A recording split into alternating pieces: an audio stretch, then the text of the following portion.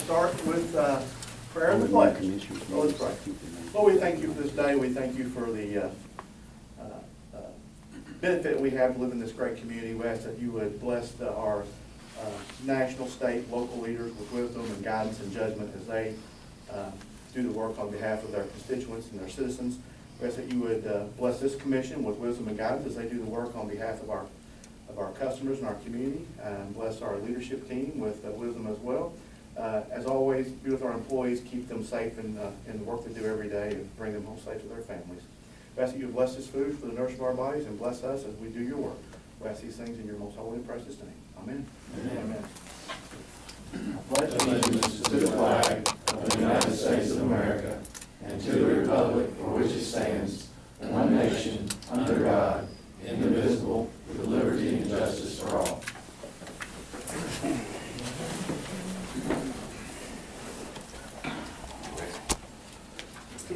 So today we have two service anniversary recognitions. First up, we've got David Foreman. We'll make you stand up, David. So David started with OMU in '99. He's 20 years today, or this past month.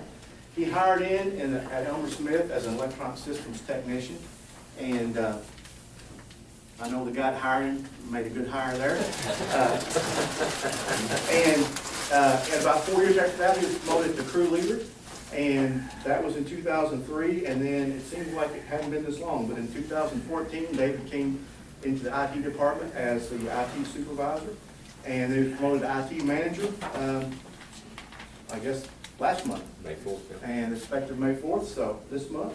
David's done a great job for us, and he just graduated from Leadership Owensboro, so he's one of our leadership alumni.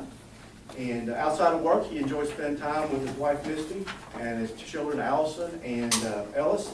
As I recall, Allison just got a really nice scholarship, prestigious to U of L, so good job. So David, appreciate it. If you want to come up and receive your plaque. Go ahead.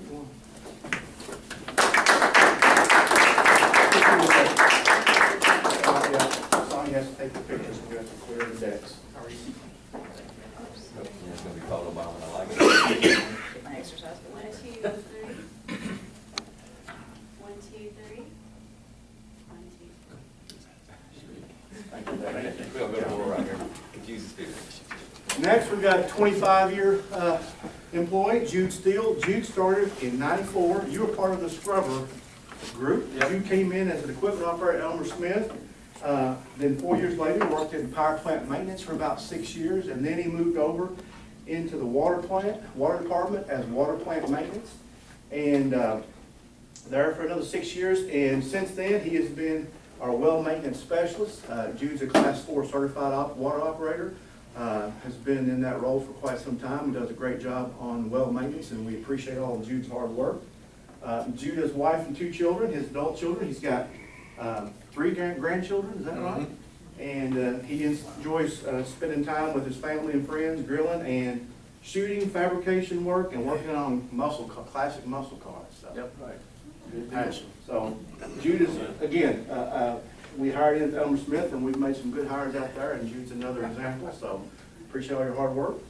Jude, come on up.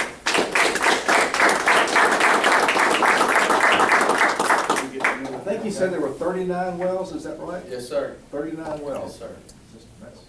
That's a lot. You all know the routine by now.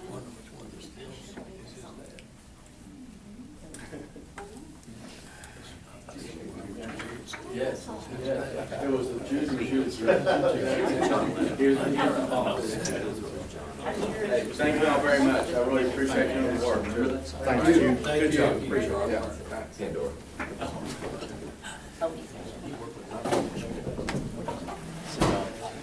See you. Thanks, Jude. All right. Have a good day. All right, thanks.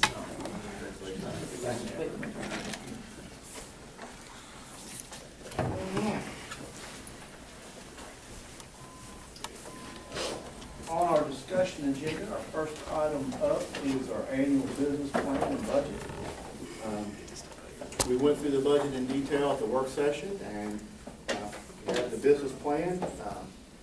I'm not going to go through that. I had a 2-hour presentation, but I think we will not do that. and we can go through and answer any questions you may have on that before you guys.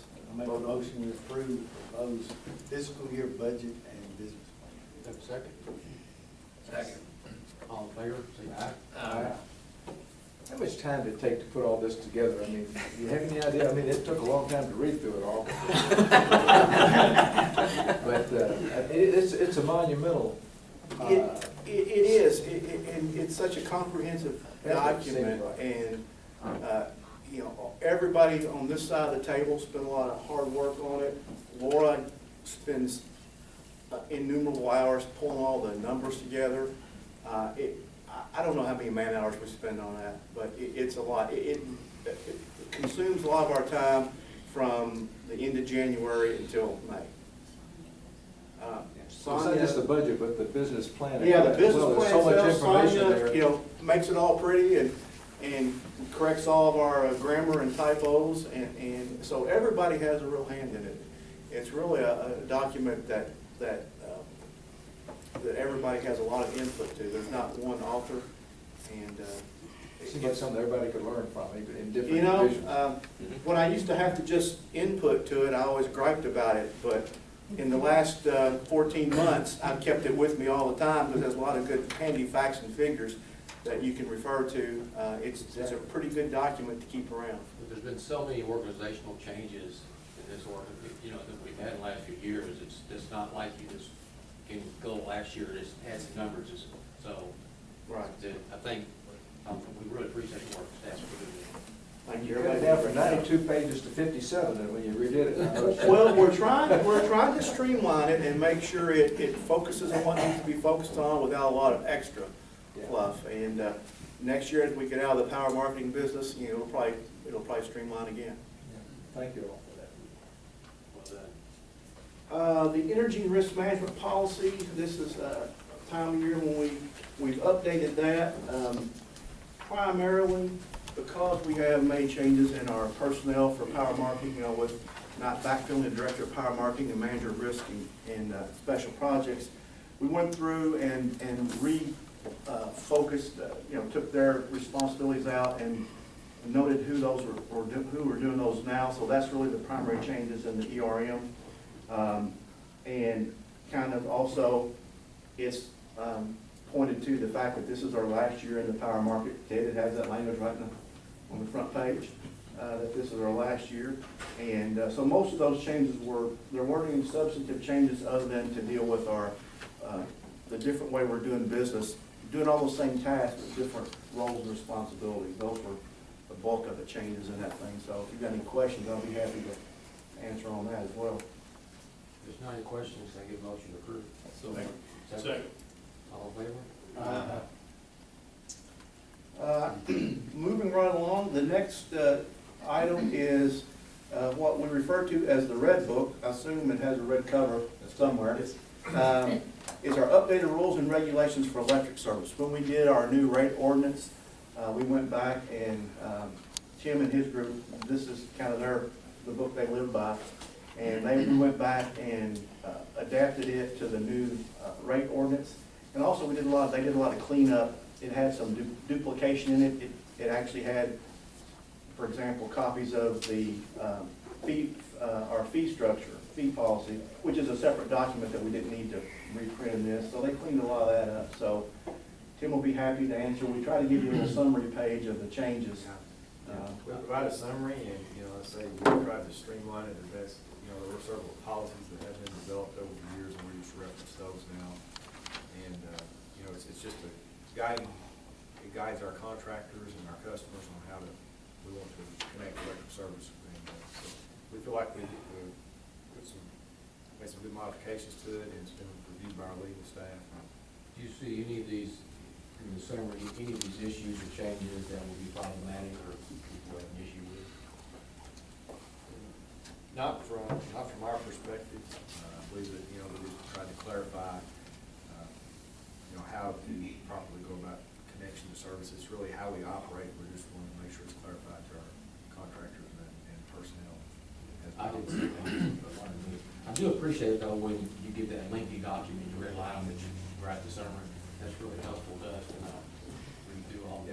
This was quite extensive changes to this document. It's been several years since we modified it. And I say we believe that we captured the intent of all, not only the rules and regulations, but the updates to the industry standards that are required. Anybody have any questions? Motion to approve. Second. Second. All in favor? Aye. Okay. The next one is our distribution interconnection policy, kind of along the similar lines. We revised it. One of the major changes there was to take into account our new cogeneration rate, and our new rate ordinance. And Tim provided a summary of that, Tim, if you want. Yeah, the only other option is we identified the interconnection policy as a DG system policy. It's now referenced in our OMU rate ordinance and associated with our net metering and our cogeneration rates. So we just wanted to make sure we properly tied that together, and then once again, we went through and modified it, streamlined it, and tried to make the best change. Does this parallel a lot what all utilities are doing, the same type of? Yes. I'll make a motion for approval. Second. All in favor? Aye. Next couple of items are related, really related to our transition to shutting down Elmer Smith. First one is our vacation care extension request. I'll give a little summary and then Michael can add, Michael and or Brad. We have an issue with folks that are going to be eventually laid off at Elmer Smith. A lot of those folks have a fairly significant balance of vacation. And our policy right now lets them carry over up to 120 hours. And a lot of those folks could use the ability to carry over more. And when they don't carry them over and they're forced to use them, then we're paying them overtime to cover their workload. So it's beneficial both to us and to the employee to do this. This only applies to those Elmer Smith production employees. We'll let them carry over up to a total of 200 hours. Generally speaking, we prefer our employees to take their vacation and use it to relax and recharge and, get that, Michael, what's work-life balance. So, we don't like to see employees with these large balances, but this is a special case, and it only applies to those folks that are on the power production side. So, if you guys want to add anything? Pretty much good reason why I wanted to do it. You have any complaints from other employees in other areas that they're not being treated fairly? Since this is only going to be for Elmer Smith for the 1 year, I don't think we're going to have any issues. And of the policy we had last year, where they were allowed to carry over the extra 80 that the general manager could approve, I believe there was like 11, 9 of them were at ESS. There was one within my organization and then one within your purview. So, no, I don't think we don't have a lot that carried over to the 120. So if I can't get to the 120, what am I worried about the 200? Sure. Okay. It's a short-term change. Yeah. Right. Motion to approve. Second. All in favor? Aye. Next one, once again, is something that came up from an employee at Elmer Smith requesting this to help them out. And we're proposing to change our policy on our layoff policy. Right now, our layoff policy, unfortunately, we have had very few layoffs, so it's not a policy that comes into play very often. But we lay off in classification by seniority, so lowest seniority to get laid off. Some folks at the plant asked if we would give them the option to, the most senior people to volunteer to be laid off. And so the policy change allows, at my discretion, to allow that to happen in a layoff situation, to allow us to go to the most senior person and say, would you volunteer to be laid off, before we force layoffs from the bottom. And Michael, if you want to expand on that. Basically, I think it's a tool that can be used, and it makes for flexibility within the policy. And where the intent for it to be used right now would be at ESS. If it's advantageous to OMU and to the employee base, we would always be looking at the OMU side of it first. The general manager would have that flexibility to go to the senior and ask if they want to be laid off if we knew we'd have enough, and we'd have the intellectual property needed to continue to run the plant, or continue to run whatever operations we have. The language is a little confusing, but you explained it the other day. But I guess it's kind of a result of an oversight somewhat in the retention program. So if you got somebody that has a lot of hours and they're capable of retiring, they go ahead and retire, they don't get the retention. But if they were to get laid off, they would get it. Okay. So it allows them. And that's Right. the scenario Instead where of that- rewriting all those policies again, this just allows them much more. Right, so, you know, the question, Tony asked a good question, why can't those senior employees just go ahead and retire? Well, the way the retention agreements are written, they only get the retention pay when we lay them off, because we want them to stay, to retain them until that day. So this allows us to say, okay, we're ready to lay off 2 out of the 5 people in this classification. Do you senior folks want to be laid off? And the employees brought it up, I think it was a good idea, Brad, you know, listened to them and brought it to our attention, and I think this is you know, we have the ability to apply it or not apply it in other situations. Like I said, I hope we don't have to have layoffs, we have to worry about it outside of this particular situation. So I assume you got an issue that's come up with one. How many people do you think this will impact? There's probably only 5 or 6 people, Tony, I'd say tops at the end of the day. You've got plant operators that have been in the control room for 20 years. And at the end of the day, they want to be there to help us out until the plant shuts down. But they don't want to have to go back out of the plant to do some of the decommissioning activities, and you know, they've been up there long enough, and that's what, that's the point is, they want to stay to help us, but they want to be able to go when we shut the plant down and not have to go back out and heat, humidity, or whatever. So, you know, I think it's fair to them, in that regard, that they are willing to stay and help us through that time. Motion to approve. Second. All in favor? Motion to approve consent agenda. Second. All in favor? Aye. Thank you. I feel like a parrot over here. You know what? Look back at,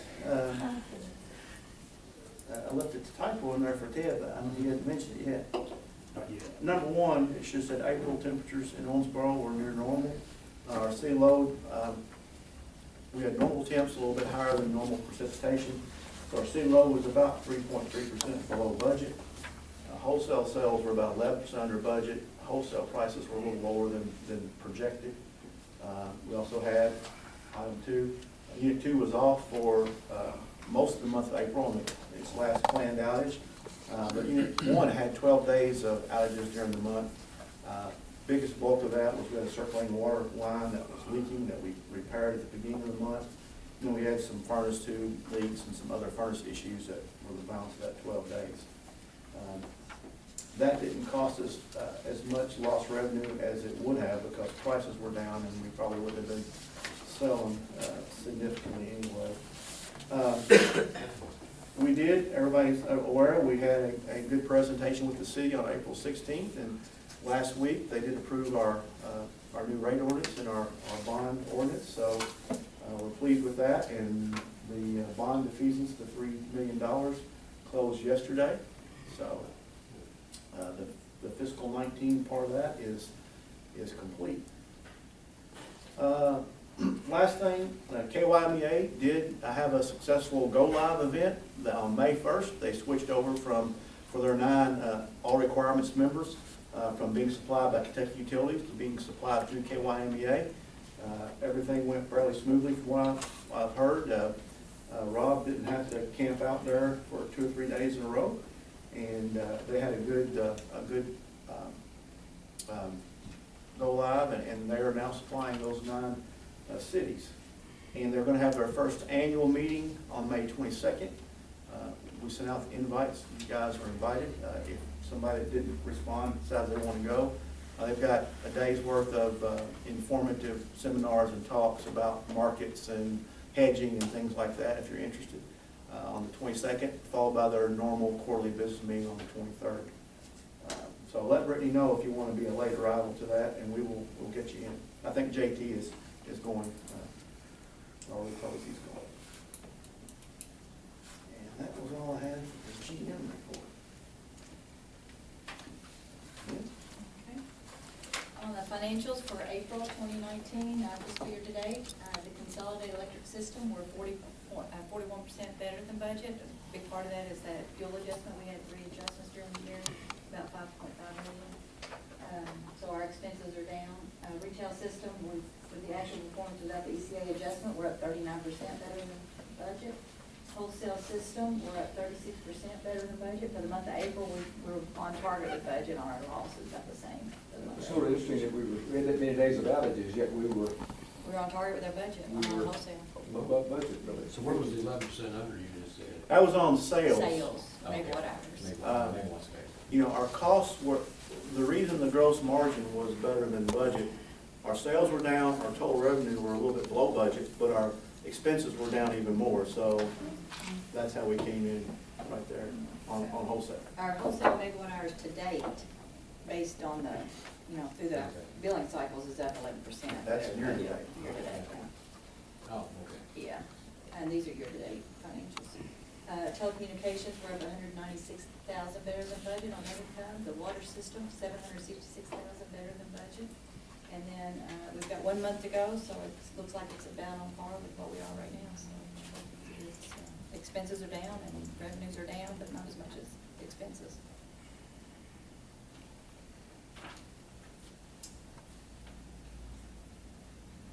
Okay, if there are no other questions, we've got our governance items. I think JT has one of these and I did the rest. We are in compliance with all of those governance items. A lot of them are interesting. The financial planning and budgeting came up about the time we had done all that, so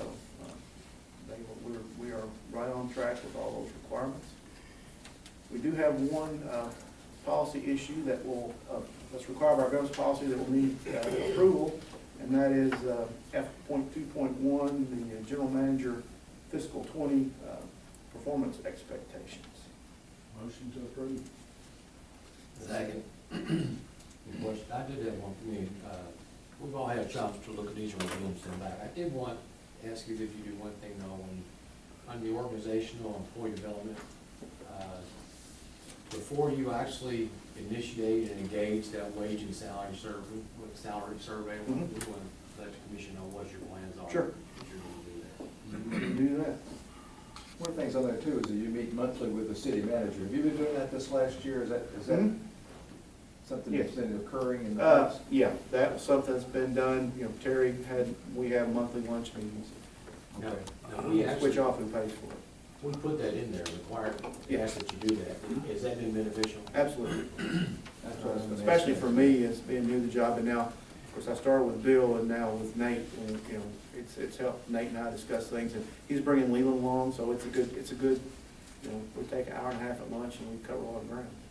Probably helped a whole lot in this last Yes. week.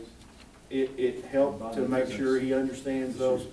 before we, roll them out for his commissioners and for his commission, so yeah, definitely has helped. I meet occasionally with Angela Hamrick, for lunch, and we talk over the financials, make sure we understand, or she understands. That's good. I don't think we can have too much communication with, kind of symbiotic relationship, so. I think we have a motion. Do we have a second to approve? Second. All in favor? Aye. We do have a change. We followed the commission and with the annual meeting, and then I'll be on vacation the week after that. We're moving the regular June meeting, and there'll be a special meeting on June 24th, that's a Monday. Same time.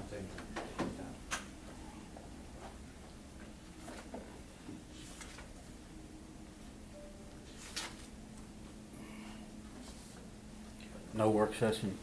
No work Well, there will be no work session in Okay. June.